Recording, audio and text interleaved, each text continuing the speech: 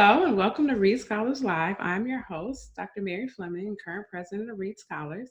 Today I am joined by Dr. Camille Burge, who is currently a tenured assistant professor in the Department of Political Science at Villanova University in Philadelphia, Pennsylvania. She completed her undergraduate degree at Bethune-Cookman University in Daytona Beach, Florida, before moving to Nashville to complete her PhD in political science. Her book, Fired Up, Ready to Go, Pride, Shame, and Anger in Black Politics, examines how emotions tied to one's racial group identity shapes public opinion and political decision making. Welcome. Thank you so much, Camille, for being on Reed Scholars Live. How are you? Thank you for having me. I am as well as one can be in these incredibly trying times. How are you? I will have to say the same, right? 2020 has been exciting and unpredictable and a lot of other adjectives to say the least. Yeah. Right. Agree entirely. Has your life been affected a lot by COVID-19? Well, my cousin was just diagnosed with COVID last week, so that was shocking for all of us. He's in the Army. Oh, wow. And is stationed in Florida, and so they had a small gathering, and I mean like maybe 6 people. And his chest started feeling tight. He started having these symptoms and went and got a test, found out he had that Rona. So we are thinking about him. But there's the family aspect, which is not very much, but also thinking about my parents who have, health issues that are high risk. And then also thinking about my students, because a large number of them are concentrated in Pennsylvania, New Jersey, and New York. And a great deal of them have had grandparents pass away, have had parents pass away. I have one student that lost her mom and her grandmother within a span of weeks. So it's just been hard, trying to manage a pandemic and now, of course, dealing with all of the police brutality and racial issues that we're facing. So it's both all at the same time, all at once. And so I think everyone is just stretched thin. We're all on the edge. We're all on the edge. Trying to keep it together. It has been a roller coaster of a year. So, I mean, it'll be interesting too, as a professor, to see how the academic institutions approach all this in the fall. So I guess we'll have to stay tuned for that. But so one of my first questions is probably people are wondering why I have a political scientist on a health equity podcast. But I think it's important when we talk about health equity that it is broader than health, and especially broader than the healthcare that we receive in healthcare facilities like hospitals or doctor's office. And a lot of the things that affect our everyday life also affect our health. So I wanted to just take a minute to go back a step and ask you just to describe your work a little bit more in detail. So I kind of gave a little bit of a prelude with describing your book, but just tell us about your work in general, and then we'll kind of go from there. Right, so thank you. So I'm a political psychologist and racial and ethnic politics scholar by training. So what that means is that I usually take some psychology theories to help explain what we're seeing in politics. So psychology theories coupled with some aspect of race, and then to help explain what that means for people's policy opinions, for their political behavior, like whether or not they're voting, whether they protest, which candidates they support, why they support them. So within those topics, I have 3 key strands of research. The first strand examines Black and white relations and what that means for politics, so how Black and white people are evaluating one another, the attitudes they have towards one another, and how that plays out in the political space. So thinking about, again, voting, protesting, donating money to candidates, signing petitions, displaying yard signs, and wearing campaign paraphernalia. The second strand of research focuses on the role of emotions in Black politics. And that is what my book is about. That's what my dissertation was about. The working title of my book manuscript is Fired Up, Ready to Go, Pride, Shame, and Anger in Black Politics, where I look at those 3 emotions and the extent to which they shape our policy opinions and our political behavior. And then the third strand of research focuses on intersectionality. So thinking about how both race and gender influence our politics, or race and sexuality, thinking about Black women, also about the work that I have with Black gay men, and then also not really necessarily in the intersectionality wheelhouse, but that's where this falls. I do have a little bit of work on like colorism within the Black community and what that means for our politics as well. So I'm looking at my my time on here as it pertains to emotions and all that's happening right now. Yeah.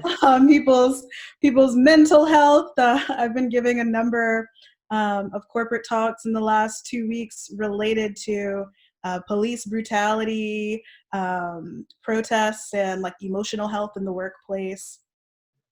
So that's what I've been doing as of late this summer, just trying to maintain some semblance of peace and write to the best of my ability. We'll see what happens. Well, I mean, I think your work is always important, but especially important to your point this year.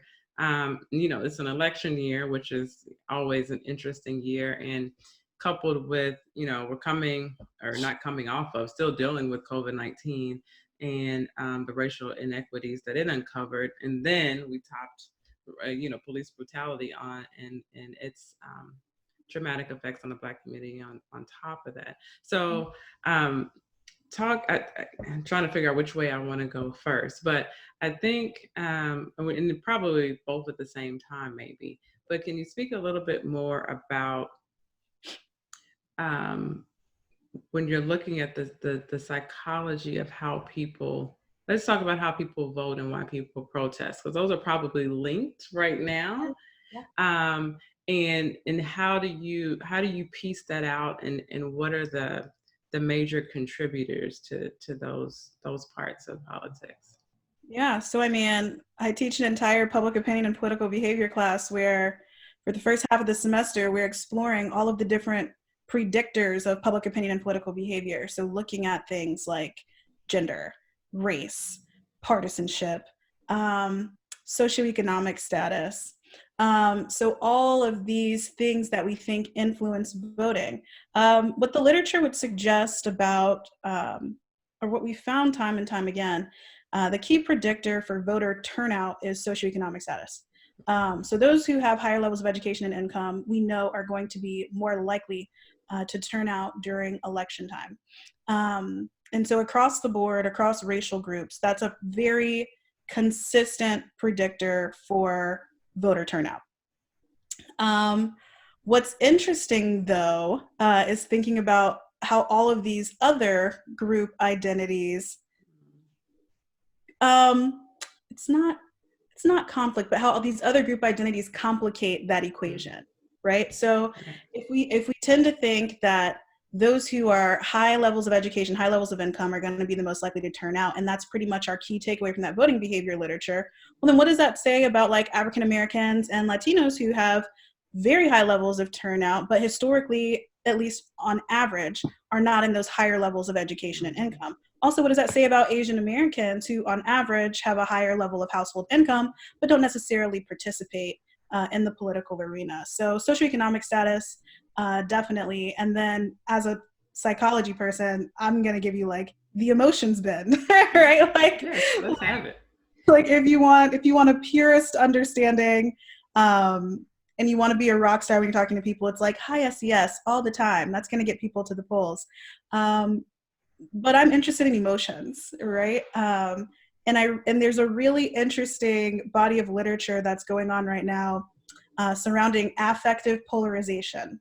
And so this focuses on partisanship and how we feel as members of the Democratic or Republican Party.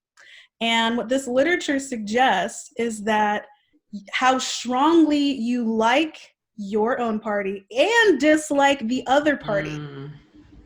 Yes.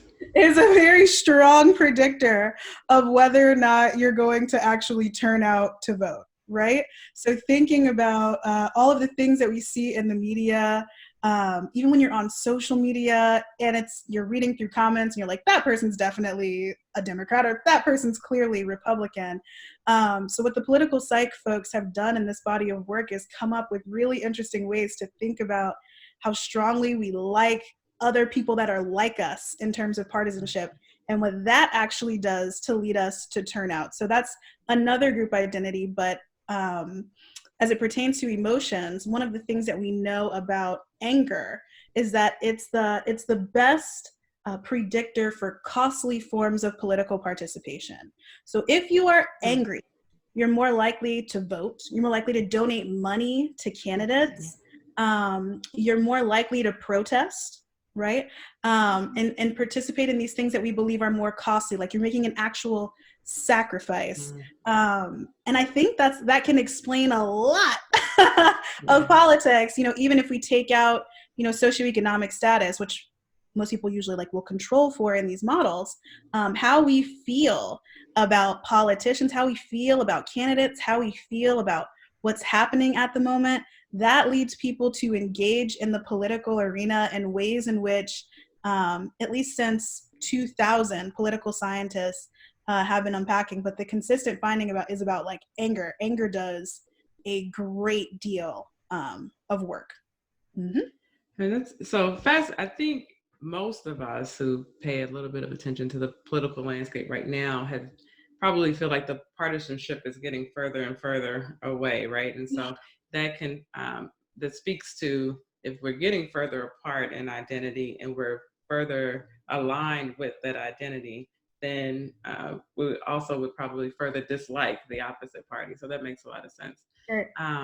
And the other interesting thing we talked about, anger, and so I'll ask you to elaborate a little bit more here, in that, so right now it's almost like a perfect storm, right? So you have people who were home, out of work, maybe out of money, maybe with food insecurities, all of these things that were, troubling them from an economic standpoint. And then you add on social injustice, like police brutality, which probably exacerbated that emotion. So can you speak to, I know we don't have any data on this right now, it's a little too soon, but just from your opinion on how that fueled the fire, if you will.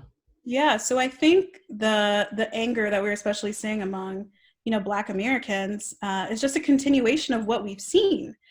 And this is what I've been trying to explain to people in these workshops that I've been doing. People are like, why now? Why is this happening now? As if there have not been protests. As if there have not been protests, especially related to police brutality and white mob violence since, 1865. But the thing that's different now, and I'll come back to more of a why, but I think the thing that's different now is the fact that we do have policemen with body cameras. We do have people with cell phones all around. Technology is what's different now. So instead of my grandmother or your mom and dad or your grandparents telling you a story about something that happened in their neighborhood, everybody can see what's happening within a matter of seconds. And so I think that's part of the reason why we're getting the why now, why is this different? I also think, especially as it pertains to the coronavirus, George Floyd, I think somebody that gets left out of this conversation, even though she was in the news for a couple of days, is the Amy Cooper, Christian Cooper incident in the park. And so that comes just before the George Floyd incident. And at least for me, the thing that I took away in that moment was because when you're having these conversations, the average white response is I just didn't know. And there's an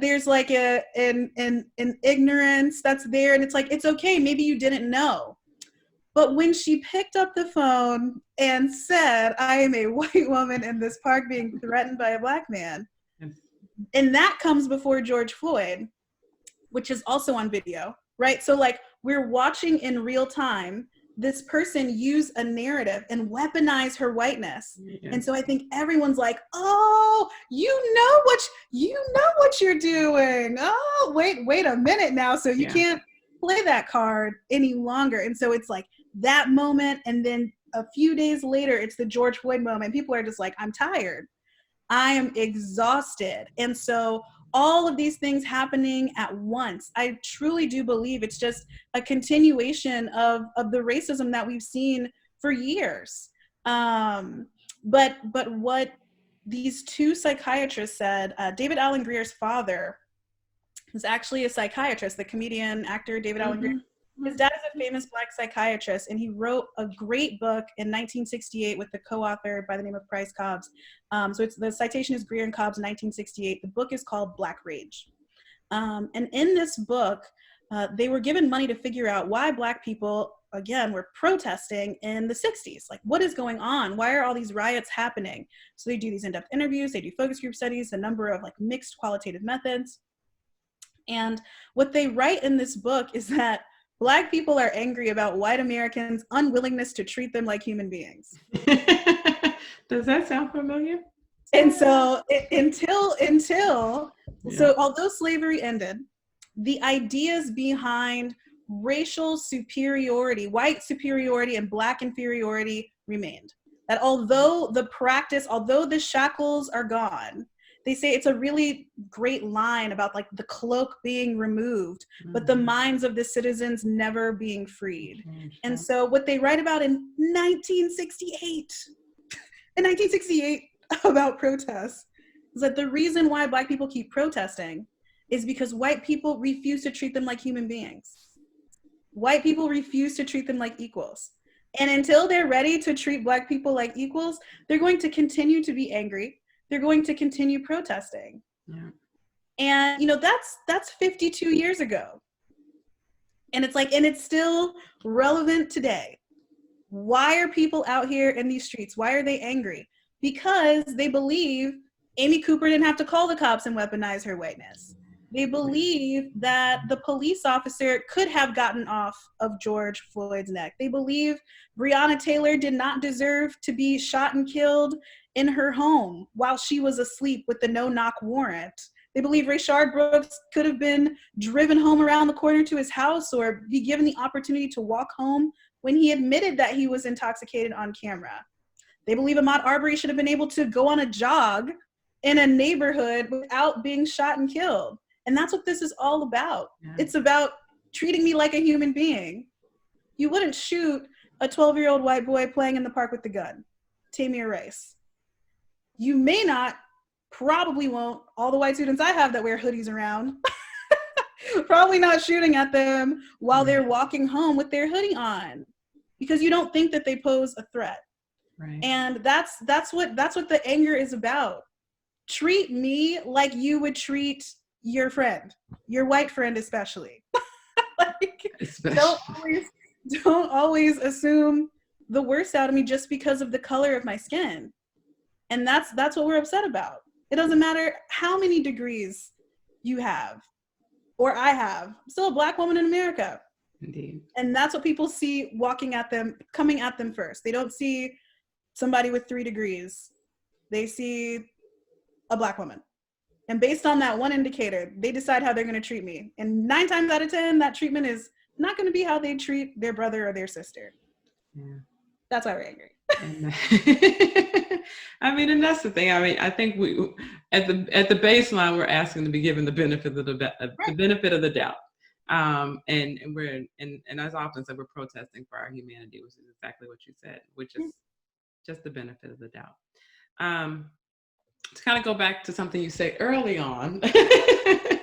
So, another thing that's coming out of this is the response of especially white Americans, but not just white Americans, on, well, what do we do? Now that the issue has been raised, what do we do? How do we change it? And so we've seen a lot of position statements from, corporate America, from academic organizations, from lots of different types of organizations about their stance on Black Lives Matter, on police brutality, on social justice, humanity, all of these things. But how do we encourage, we'll use that word, these individuals and corporations and organizations to go past the position statement? How do we do the work? Ooh, it's a tall order. It's not a stroke of a check. It's not I put my black box on social media, so I'm in solidarity, or I wrote a $5,000 check to a community partner. And that's what I think people don't understand. And as I've been giving these talks, one of the key aspects of my talks is like, we see the big thing that's wrong with racism, when we look at the murder of George Floyd or police brutality incident, or white vigilante on Black violence. But people fail to see the ways in which they are also actively contributing to like racism, discrimination on a daily basis. So if your organization strokes a check for $5,000 to a community partner designed to do something to help young Black children, while that's all fine and good, what does your organization's leadership look like? Is it diverse? What's going on in HR when people are making work complaints about racism and or an individual's hair in the workplace? Like, how are those things being handled? What do your contacts look like in your cell phone? You just have that one Black coworker? Who do you invite to your house? Who are you having over for dinner? Who are you taking out to happy hour, for coffee, for lunch? What are the last major life events that you attended look like? Funerals, baptisms, weddings. What was the racial makeup there? And so the issue that we have in America is that the overwhelming majority of people still live incredibly segregated lives. Definitely. We still live incredibly segregated lives. You might see a more diverse environment when you go to work, but when you go home, when you look at your neighborhood, when you look at your church congregation, they're usually the same racial and ethnic group as you. And so we have to be willing to do the work if we want to truly dismantle racism. Police, of course, as a protect and serve force, play a role in this. But the question that I've been asking people is, what are you doing? What are you doing in your daily life, in your company, in whatever community that you might be a part of, to help eradicate racism? Because there's so much that you can do in your cell phone, with an email, with some posts, with inviting people out for coffee to talk about, their experiences with discrimination in the hospital while they're working with certain patients. There are plenty of things that we as individuals can do to help this process. It's not just, and here's the police, and here's why they're problematic. It's everybody that's problematic. And your partisanship, baby, doesn't save you from being, racist or prejudiced. You don't get a get out of racism prejudice card because you supported Barack Obama or Hillary Clinton. We all have work to do. We do. And I think that's the other thing that I'm trying to encourage when we have these podcasts, that it's not the work that you do sometimes even in your work life. Now, like you said, you might go to work and you have diverse set of coworkers, and maybe even your leadership is diverse. But when you go home, is the school board diverse? Is your PTA meetings diverse? Are your churches diverse? Is the pickup softball team diverse? Those are when the real conversations happen, as opposed to the board meetings and the in the academic settings. We need to do the real work where we live. So before I let you get out of here, because it is an election year, I do have to ask you for some type of insight on how do you think this political climate will shape up leading up into November? How much time do we have? No, I'm just kidding. How much time? You said 20 minutes? There are so many unknowns right now. We don't know how the conventions are going to work with social distancing. Yeah. We don't know how actual voting will work on election day given the coronavirus. There are these unknown things. So we'll just put those we don't know how any of this is going to work. Could be mail-in, could be mail-in ballots, could be in person. We don't know, but we're going to put all the coronavirus election concerns in a little box over here. Okay. And we're just going to talk about some other things. So in 2016, I, along with a number of other racial and ethnic politics scholars within political science, were the ones that were like, Donald Trump's going to win this election, and here's how. And every time I remember. Right. You know it.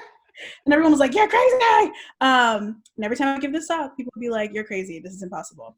So what I have to keep explaining to people, if you want to look at some data, here's a good website. Go to realclearpolitics.com.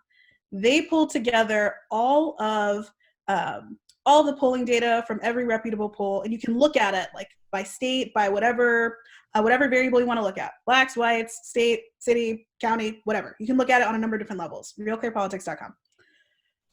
What people have to realize is that regardless of how reprehensible some individuals might find President Trump's actions, he has a large contingent of support, and he has millions of dollars at his disposal for campaign advertisements, along with a great deal of super PACs that have millions of dollars at their disposal for campaign advertisements. This is important, of course, because at least some of the literature would suggest that like we can be easily influenced by campaign advertisements. That's why people spend so much money on them.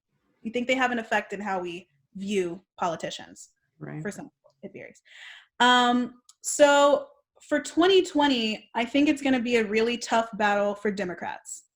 And I say that because they have to have Obama era and better levels of turnout for all of their coalitions. So who are all of their coalitions? Millennials, African Americans, Latinx, LGBTQIA+, married suburban white women, and single white women with children. All of these people have to turn out to vote. If there is any fracturing in those coalitions that I just mentioned, they will lose the election. So not only do you have to worry about fracturing within the coalitions, you also have to worry about things like voter suppression. And since we're talking about COVID-related concerns, like what's actually happening in terms of whether or not people get a ballot that's mailed to them, whether or not they can actually turn out and go vote in person, whether or not names have been scrubbed and or purged from the voting rolls and people just don't even know about it. So it's all of the coalitions en masse that have to turn out and vote. And there can't be any fracturing. If for any reason, any of those groups decide to vote third party or decide to stay home, Donald Trump will win in 2020. And because there is so much uncertainty with those coalitions, and especially with millennials, this is really an election about millennials, to be honest.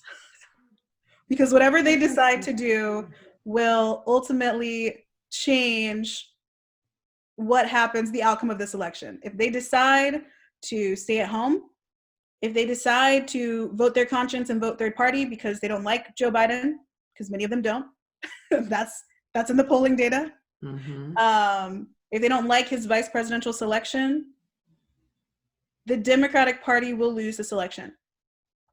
And so we already know who the strong, Republican Party supporters are, and they're going to turn out and they're going to vote party line. And this is what I was telling my boyfriend a couple of days ago.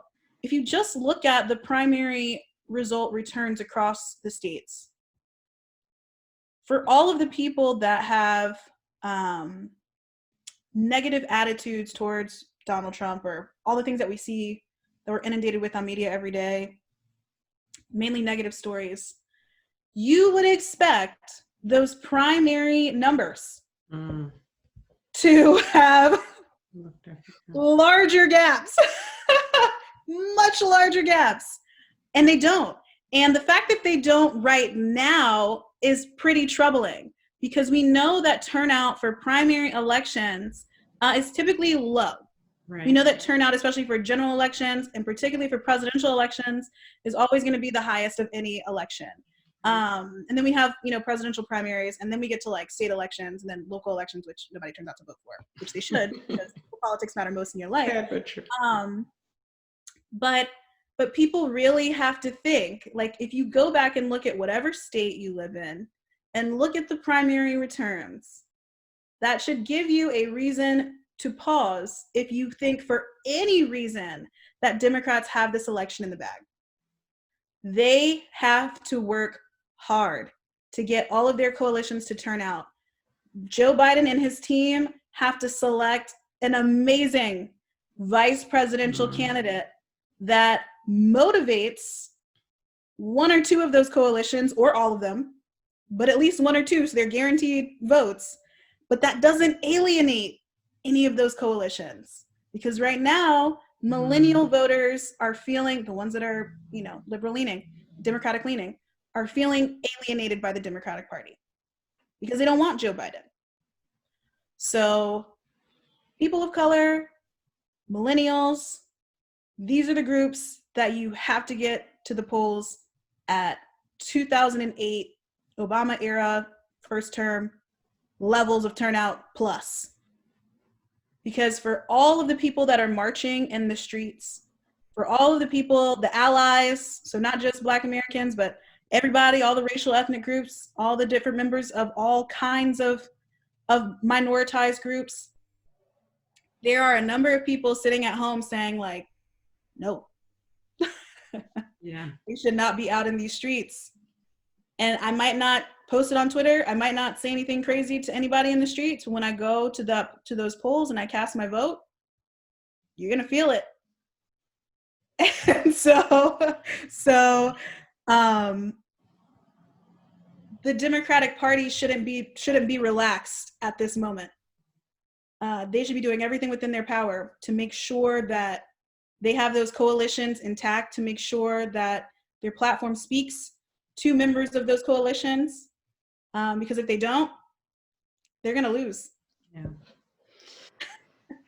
Silver lining. I know. I try to end on an optimistic note. I don't know how optimistic that is, but to kind of tie it back in, and I again want to just reiterate in one of the things that you said is that, one, it's important to vote regardless of who you vote for. So at the end of the day, if you're listening, we want you to vote.